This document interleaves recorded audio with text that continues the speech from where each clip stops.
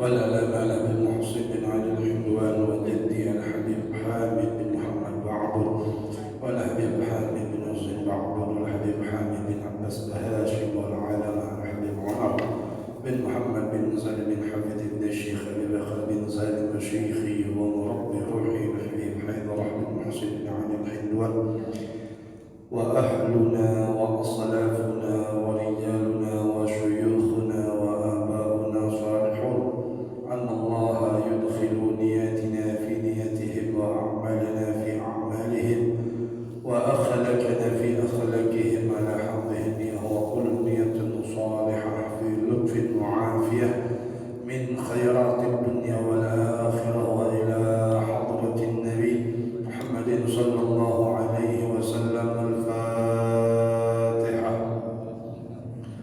أعوذ بالله من الشيطان الرجيم. بسم الله الرحمن الرحيم.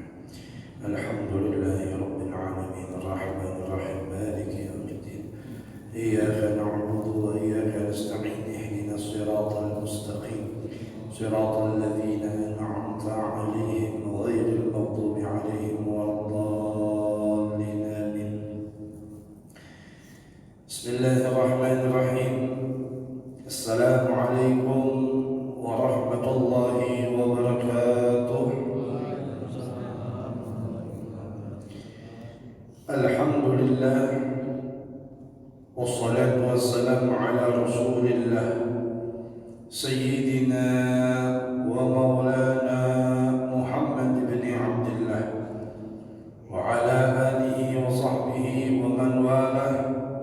أما بعد نوينا التعلم والتعليم وتذكر والنفع والانتفاع والإفادة والاستفادة والحث على تمسك بكتاب الله وسنة رسوله والدعاء إلى الهدى والدلالة على الخير ابتغاء وجه الله ومرضته وقربه وثوابه من الله تعالى.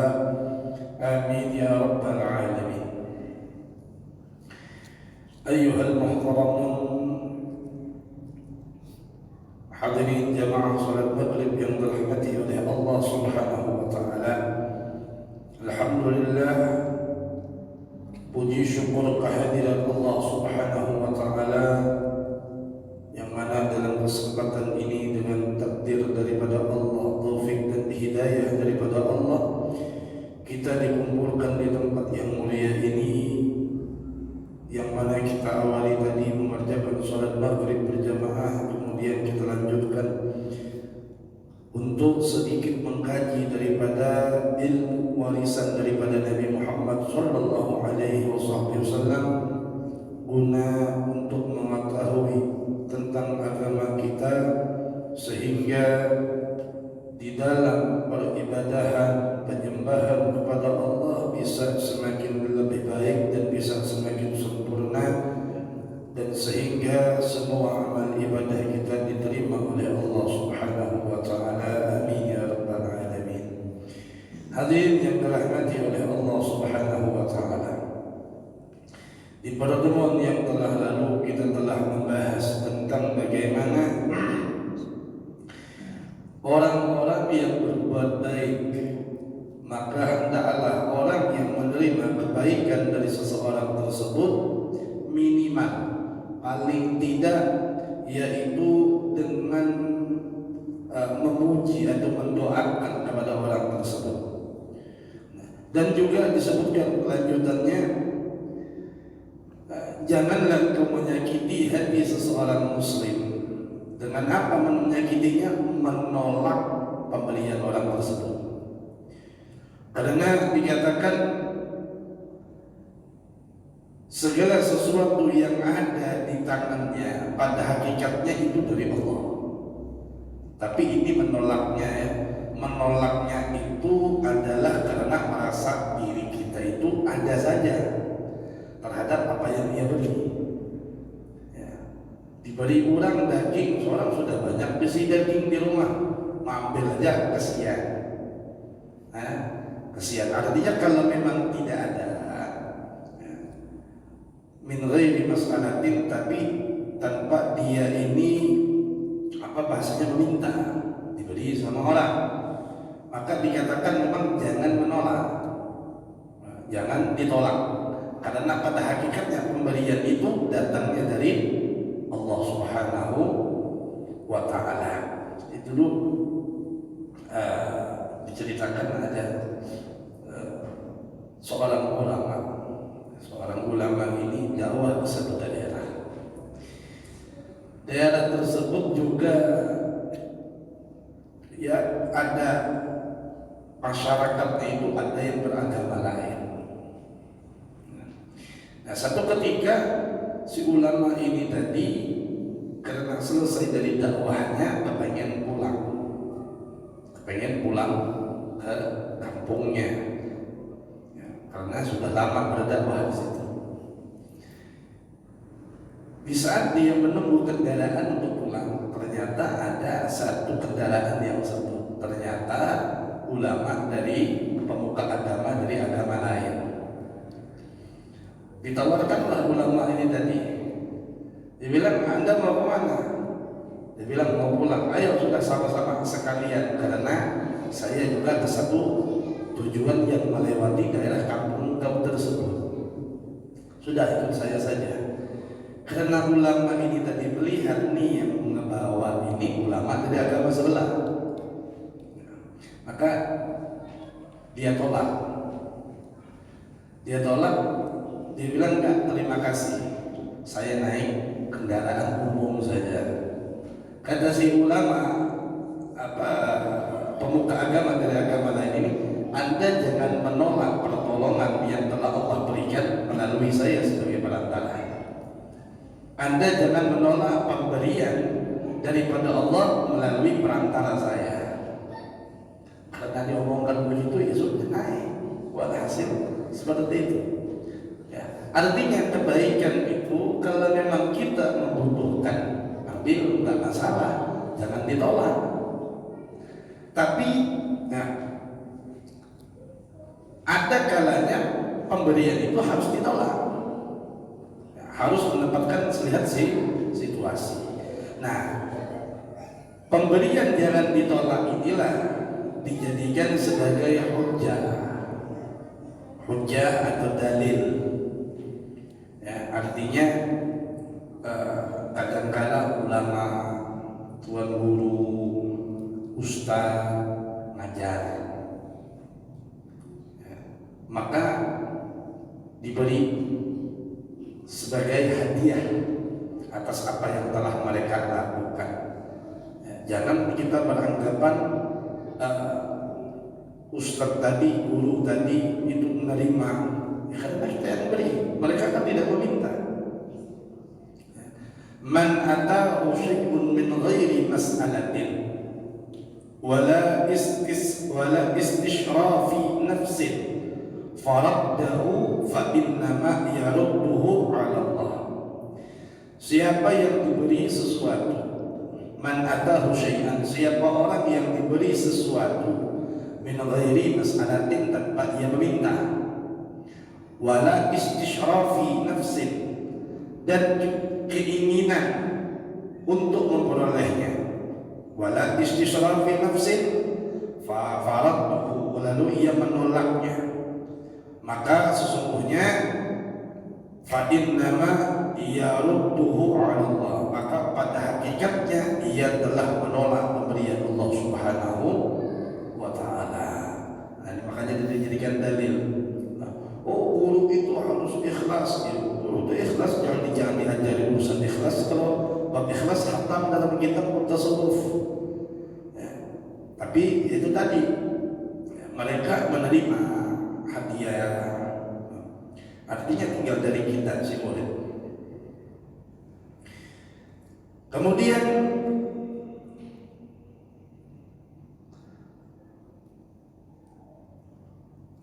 di dalam penolakan itu, ya tadi ya, di dalam penolakan kalau itu memang pemberian Allah, ada keburukan yang amat besar kalau yang menolakkan. Ya. Apalagi penolakan pemberian dari orang awam. Orang itu dalam arti apa? Dia memberi, kita tolak, maka keburukan yang sangat dahsyat akan terjadi.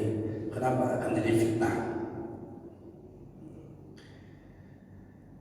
Menolak pemberian orang itu mengandung sesuatu keburukan. Sebab orang-orang awam itu biasanya selalu mengagungkan, memuliakan orang yang tidak mau menerima pemberian-pemberian mereka. Jadi ada kalanya yang mendorong ahli ibadah untuk menolak pemberian justru keinginan menunjukkan kezuhudan diri demi memperoleh kedudukan terhormat di hati orang-orang awam itu. Nah, ada kalanya seperti itu. Ada hendak menerima supaya apa? Supaya dihormati, ampuni dan pengemis.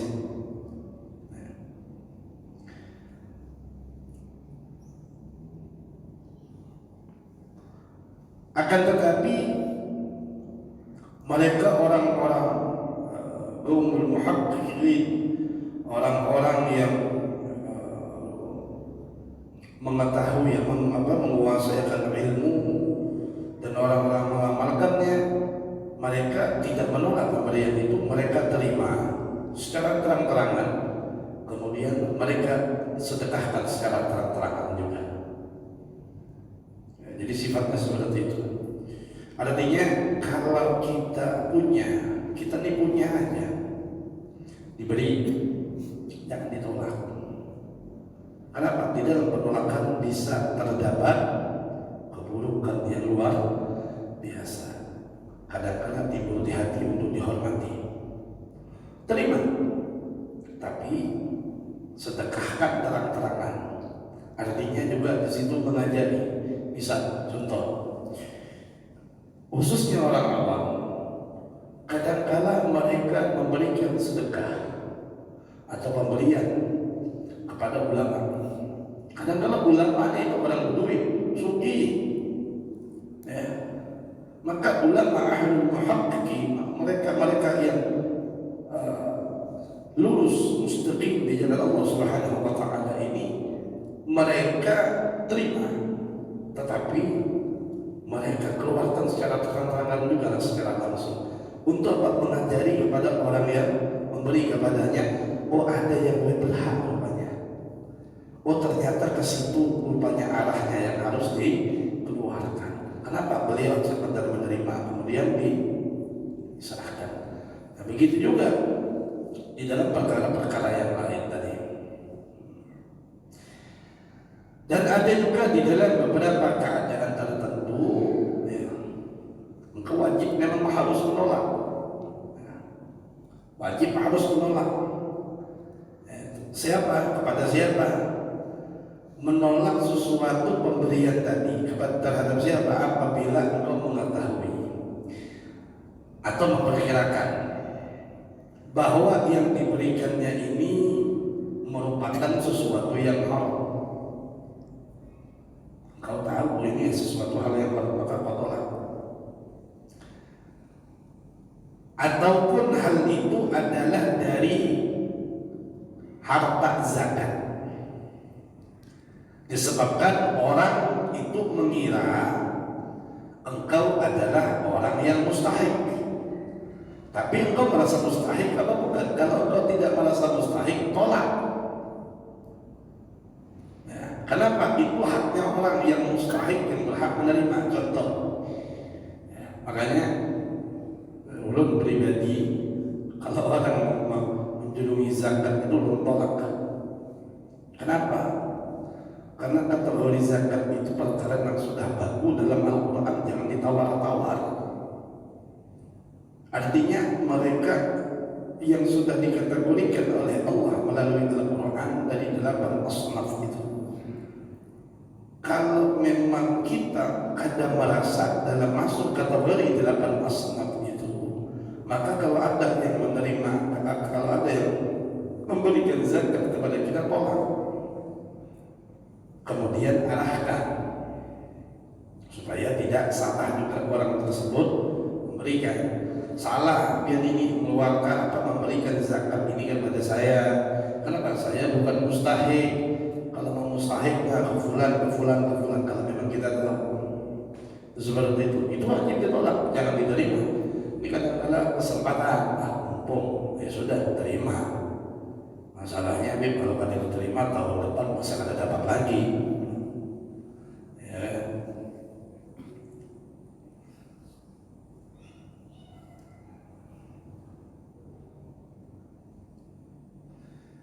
Kemudian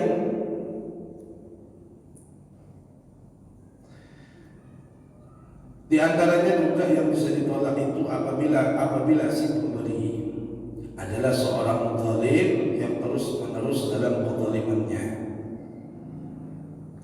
dan engkau akan takut jika engkau menerima pemberiannya maka hatimu akan cenderung mengikuti perbuatannya dan menentang ajaran agama, dan engkau yakin suatu saat engkau menerima pemberiannya. Ia tidak lagi menerima segala perkataanmu yang menuju kepada kebenaran. Ini ada orang zalim. Makanya di sini sebagian itu dikatakan apa? Sepertiga iman seseorang itu diantaranya hilang tatkala seseorang tersebut menghambatkan diri kepada si kaya. Karena kalau sudah si kaya beban dia beban duit, sedikit-sedikit duit, sehingga apabila ada orang kaya tadi tersalah, harusnya ditegur, ada nyaman aku aja tiap bulan sulit mengirimi, biarkan aja kita kalau mau jual. Nah ini sesuatu yang tidak benar. Atau kepada pemerintah, para pejabat, ya, biar aja gitu kalau apa jual.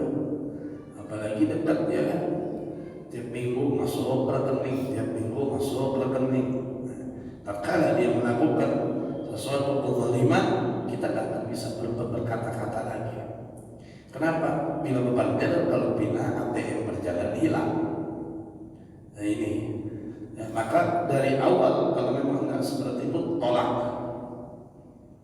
Makanya ulama-ulama dahulu sampai sekarang, ulama-ulama yang mustaqim, yang lurus, kadang-kadang yang mereka didatangi pejabat, calon pejabat, ya kadang-kadang itu tuh terekspos oleh media daripada pejabat itu. Ulama ini lurus, namanya orang kepengen silaturahmi datang, ya seorang silahkan, siapa yang mau larang. Cuman biasanya apalagi ulama ini panutan umat, masanya banyak, itu kan menjadi penilaian kepada masyarakat awam biasanya. Walhasil mereka menawarkan Pak Kiai atau Ustaz atau Habib apa yang dibutuhkan, kita akan siap. Ini penawaran mereka. Dan jujur saya pribadi jadi ditawarin begitu. Kita bukan menceritakan, saya aja ditawarin begitu. Apa yang kurang di majelis bla bla bla bla. Ya, artinya tatkala seperti itu terjadi, mereka pasti menolak karena tahu ini bahaya. Kita tidak akan bisa berbicara lagi tatkala mereka melakukan sesuatu kesalahan. Tapi kadang-kala yang terekspos di masyarakat itu sesuatu hal yang kadang-kala berbalik. Mereka juga punya media sendiri. Alhamdulillah, beliau datang seorang kiai ini, ustaz ini, alhamdulillah disambut, diberikan doa. Ini namanya orang minta doa masa ditolak? Didoakan. Dan beliau alhamdulillah memberikan dukungan. Yang mendukung, siapa yang tidak mendukung? Selagi kita kebaikan, siapa yang tidak mendukung? Tapi kalau sudah ada keburukan, maka tidak akan pernah didukung oleh mereka para alim ulama yang lurus, yang mustaqim di jalan Allah Subhanahu wa Ta'ala tadi. Nah, kadang-kadang mereka ini menolak. Tapi seakan-akan stigma pemikiran di masyarakat awam, berapa cair segitu aja diberi duit. Padahal belum tentu. Sekalipun mungkin di Bali itu tidak dipinta, itu mereka nyumbang, dan itu pun kadang-kadang bukan untuk pribadi mereka, entah ke pondok pesantrennya, entah ke majelisnya, entah itu diberikan kepada orang-orang awamnya di sekeliling mereka, seperti itu. Ya, bukan untuk kepentingan mereka.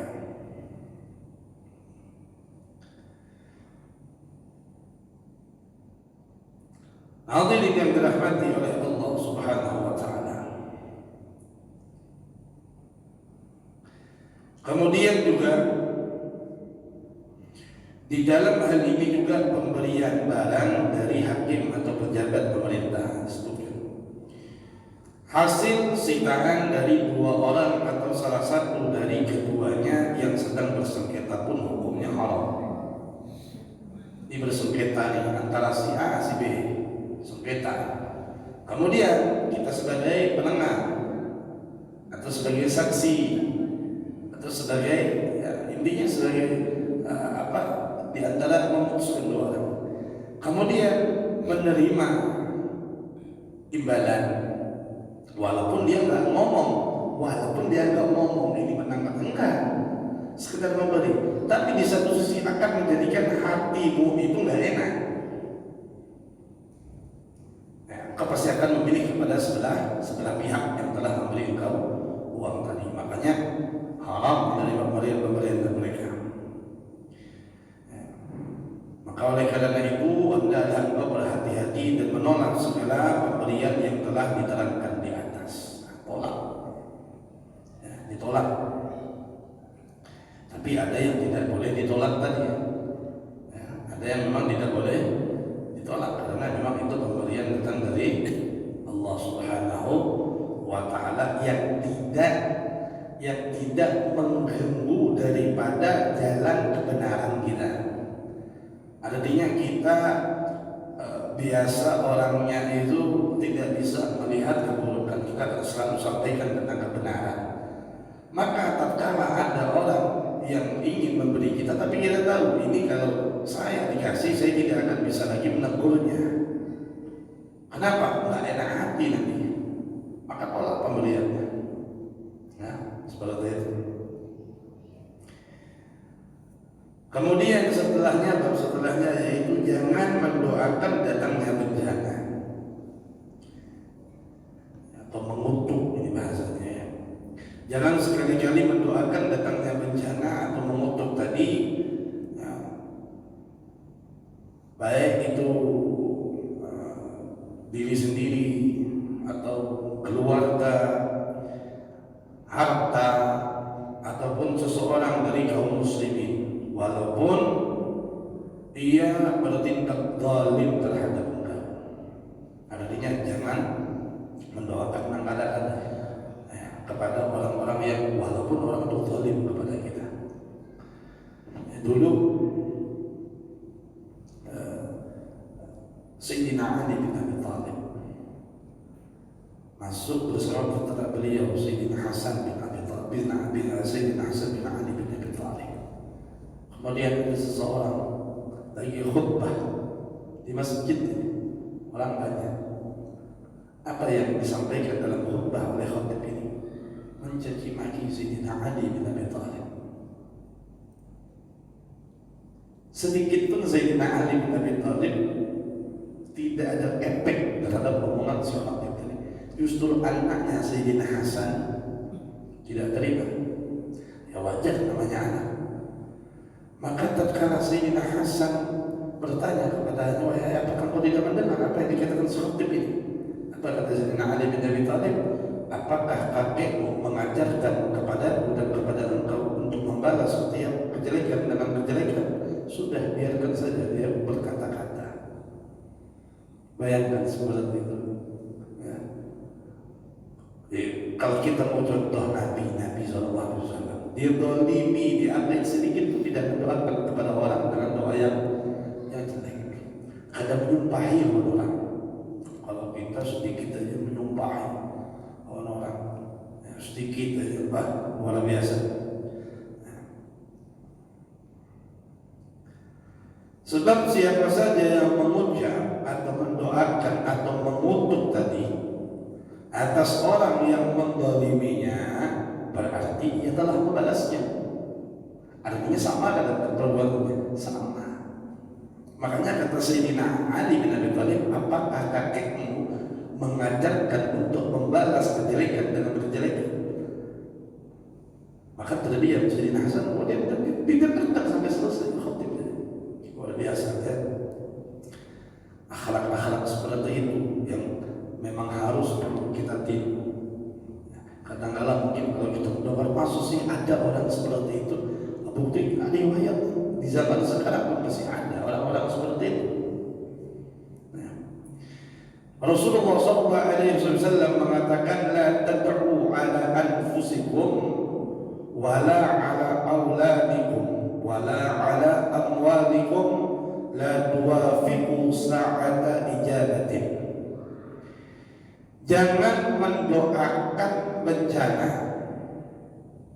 Apa bahasanya? Jangan mendoakan yang kada baik, maksudnya begitu, atas diri kau sendiri, kemudian anak-anakmu dan harta kekayaanmu.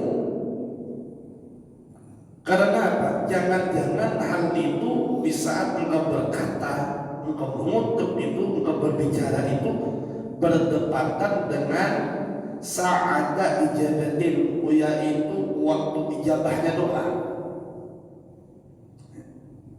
Jadi di saat omongan itu terjadi, pintu Allah terbuka, diijabah setiap doa dari omongan tadi. Maka na'udzubillah waliyadzubillah, terkabul jadinya. Makanya itu jangan engkau menyakiti dan mencela sesama muslim tanpa ada alasan yang dibenarkan di dalam agama.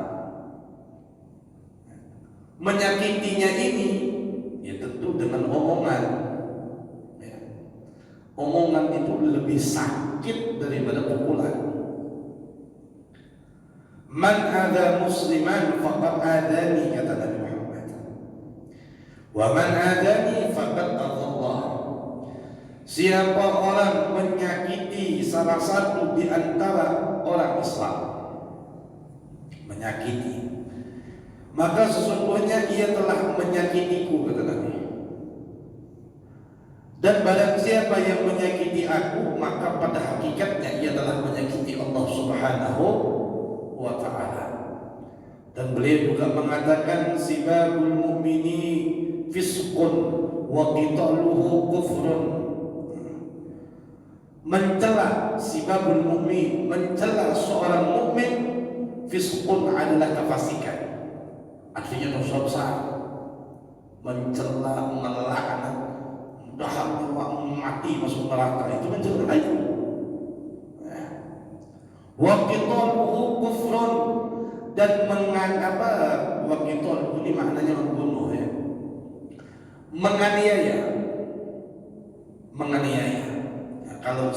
Kalau tadi kan mencela dengan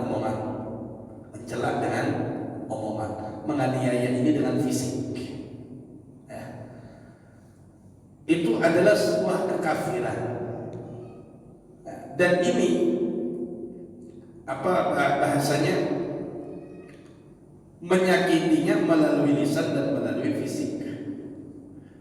Dua perkara ini dilarang selagi tidak ada alasan yang dibenarkan di dalam agama ya. Maka jauhkan diri engkau daripada perbuatan melaknat, kecuali memang orang-orang yang sudah dilaknat sama Allah. Seperti siapa? Iblis, la'anatullah alaih, memang laknat, memang dilaknat sama Allah ya. Kita harus mengikuti untuk melaknat kepada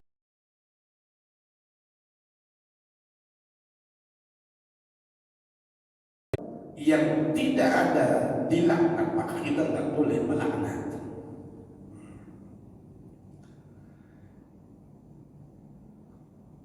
Termasuk mungkin karyawan, anak buah ya, kadang-kadang lagi anak buah dari salah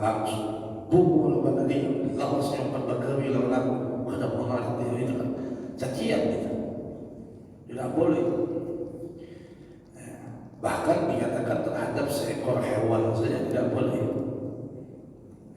Kalau kita bicara di dalam tasawuf memang seperti itu.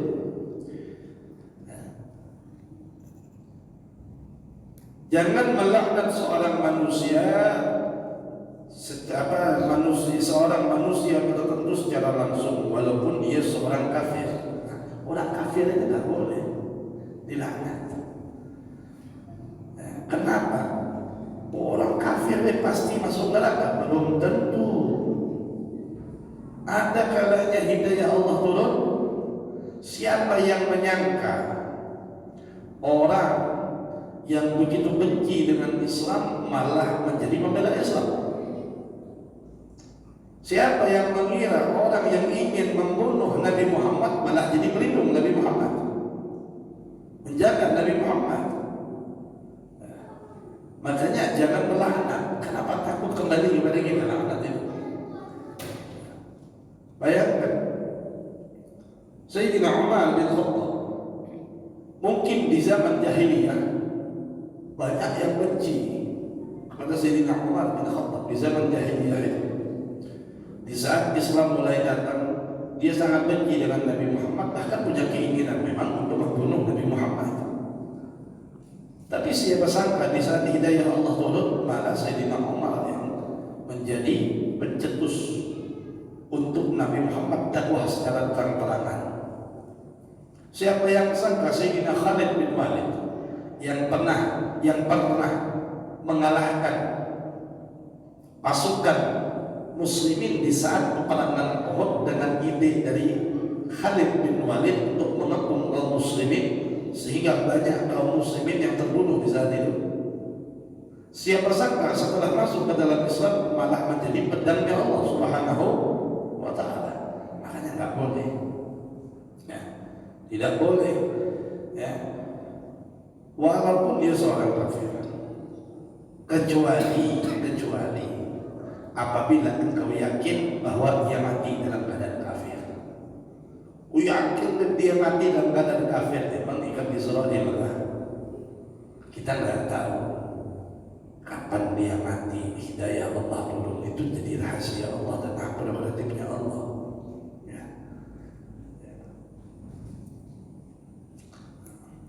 Nah, kecuali ya tadi seperti yang sudah kita yakin dia mati pasti dalam keadaan kafir. Seperti siapa? Fir'aun, Haman, Qarun, Abu Jahal. Atau engkau mengetahui bahwa rahmat Allah itu tidak akan sampai kepadanya. Rahmat Allah tidak akan sampai kepadanya. Memang engkau yang punya rahmat, bisa saja Allah berikan, kecuali kepada memang yang sudah kita yakini rahmat Allah putus kepada siapa? Iblis. Enggak apa-apa dilaknat, karena memang Allah sendiri telah melaknat. Tapi kalau kepada selain daripada itu kita tidak boleh, apalagi sesama muslim, orang non-muslim saja kita tidak boleh melaknatnya, tidak boleh mengutuknya. Kepada binatang saja tidak boleh, apalagi kepada manusia, kan begitu. Bahwasanya suatu laknat apabila telah keluar dari mulut seseorang maka akan naik ke arah langit, itu omongan. Kemudian tertutuplah pintu langit, lalu ia pun turun ke bumi.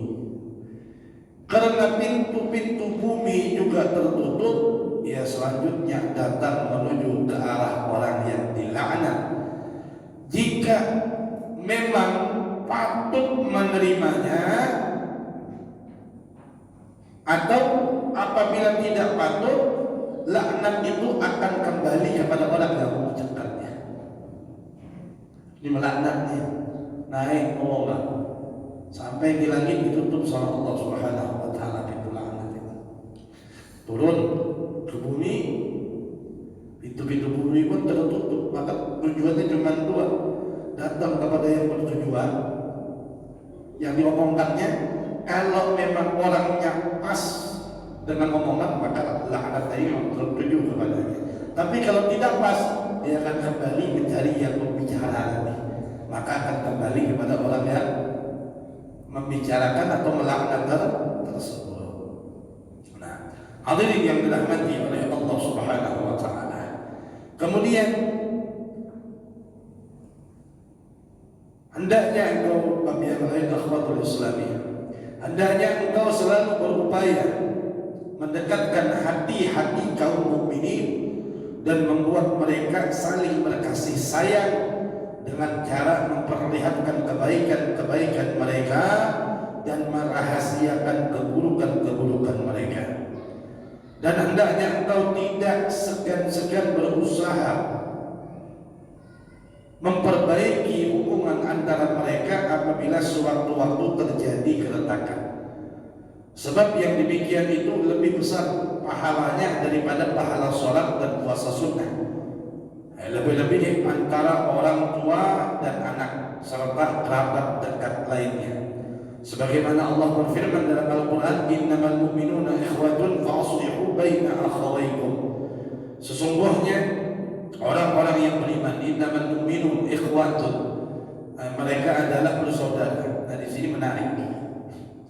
Di dalam ayat ini kenapa Allah menggunakan kalimat bukan ikhwanun,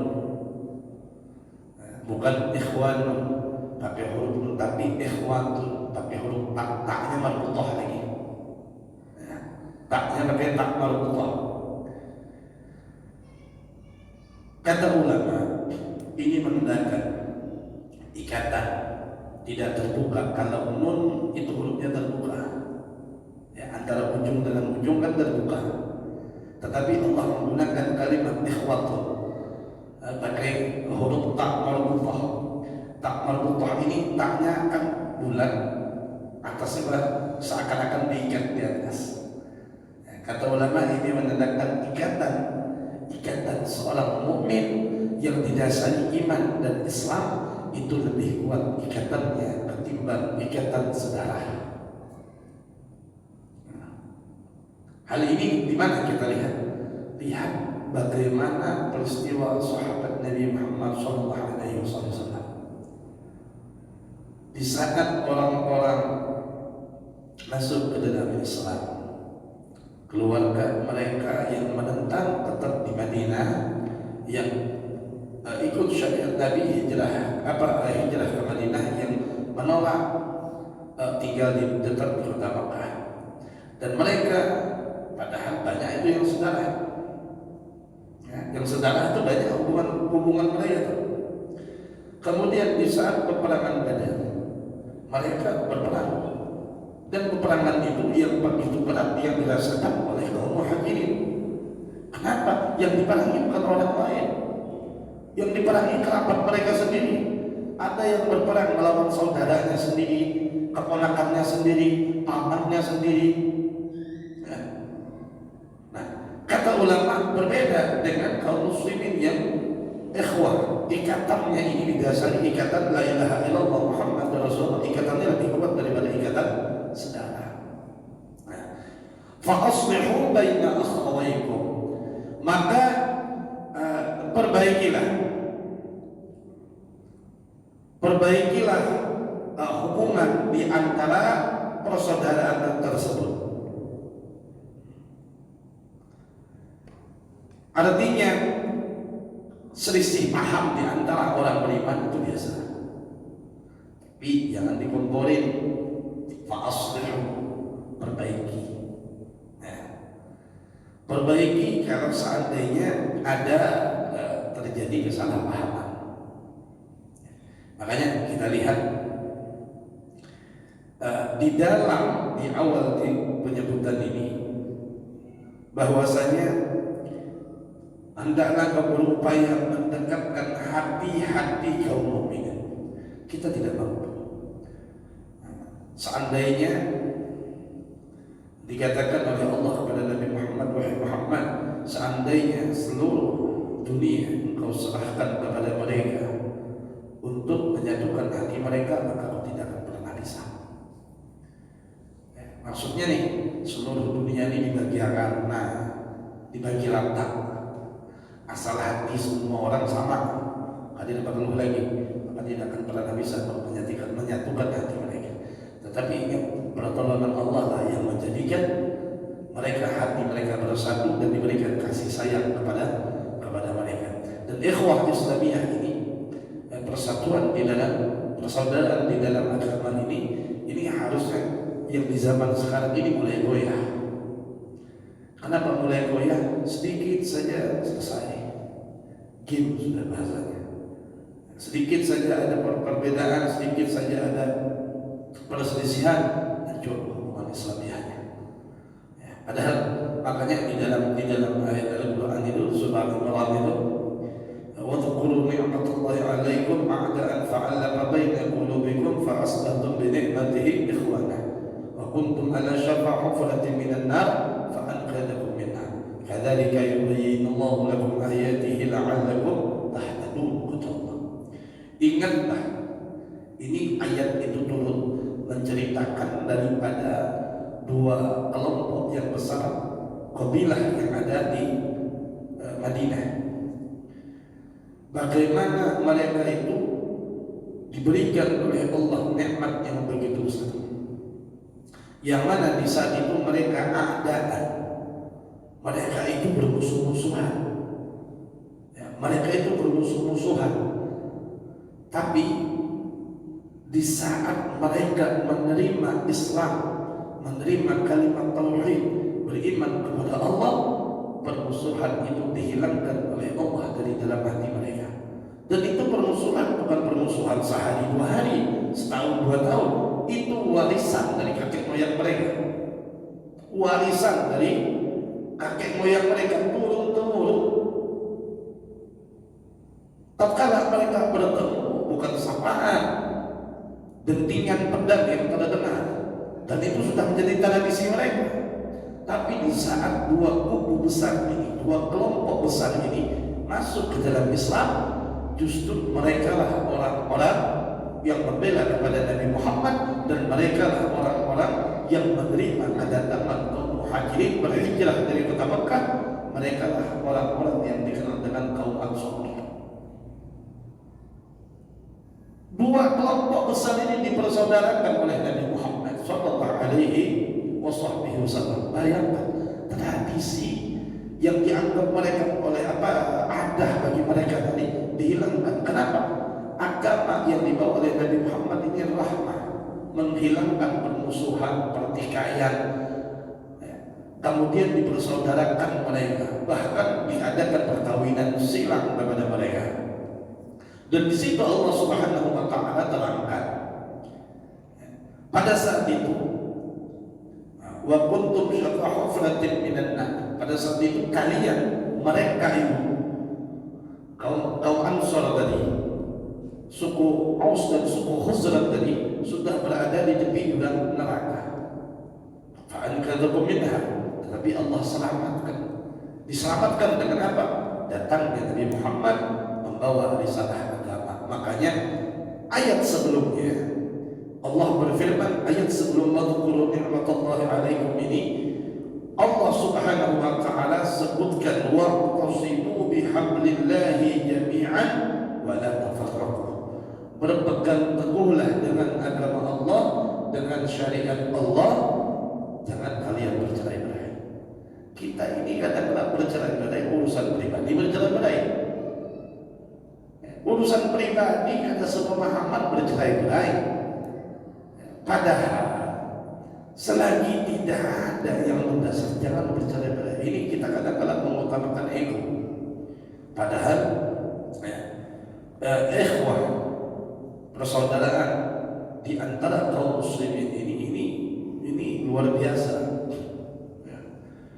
Apalagi kita lihat di zaman sekarang, kayak kejadian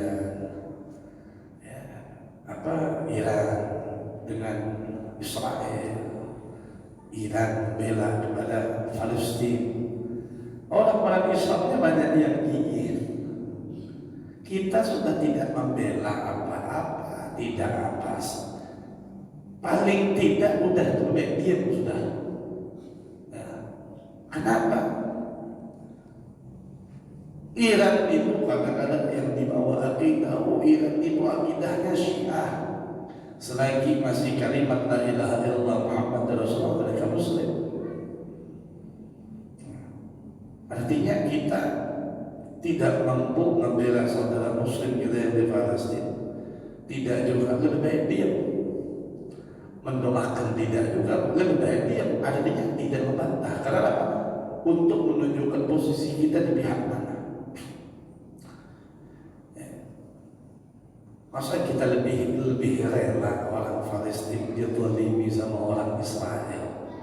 Kan aneh. Sebenarnya Israel itu jelas Yahudi, ya. Walan tarda ankal yahuda wan nasara hatta tattabi'a millatahum, Allah nyatakan dalam Al-Quran. Mereka tidak akan pernah ridha. Siapa mereka? Yahudi, Nasrani tidak akan pernah ridha kepada Islam, kepada Muslim, sebelum kita orang Muslim mengikuti jalan mereka. Ikhwah, persaudaraan yang didasari dengan agama ini harus dijaga, Maka dari itu salah satunya menjaga persaudaraan ini juga dengan sholat berjamaah, softnya dirapatkan, diluruskan. Itu bagian untuk menjaga hati kaum muslimin, supaya hatinya kada bengkok-bengkok, pemikirannya kada beda-beda, tetap satu. Itu hikmahnya barisan. Kenapa Nabi menyuruh untuk sufufakum, rapatkan dan luruskan. Tujuannya untuk merapatkan hati kepada orang-orang muslimin juga. Kalau sufnya jarang-jarang, itu akhirnya pemikiran beda-beda. Ya, itu diantara hikmahnya. Hadirin yang dirahmati oleh Allah, semoga sedikit ini dapat bermanfaat, dan semoga Allah Subhanahu wa Ta'ala selalu memberikan kelapangan di dalam hati, kemudian keikhlasan di dalam hati, serta kecintaan dan kepedulian di dalam hati kepada sesama muslim. Dan semoga Allah Subhanahu wa Ta'ala ampuni kesalahan kekhilafan kita yang mungkin kadang-kala dikarenakan ketidaktahuan kita melakukan sesuatu hal yang dilarang oleh Allah Subhanahu wa Ta'ala, dan semoga Allah ampuni segala kesalahan tersebut. Amin ya rabbal alamin. Hadza minni wa 'afa minkum. Assalamualaikum warahmatullahi wabarakatuh.